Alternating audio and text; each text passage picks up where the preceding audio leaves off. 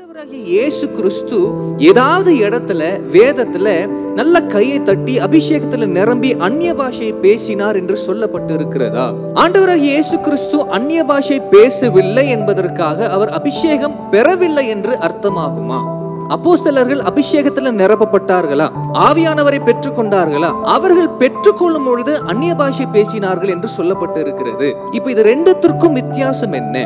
ஆண்டவராகிய இயேசு கிறிஸ்து முழுமையாக்கப்பட்டவராய் இருந்த காரணம், அவர் எப்போதுமே தேவனாகவே இருந்தபடினாலே பரிசுத்த ஆவியானவர் என்பவர் அவருக்கு புதிதானவர் அல்ல.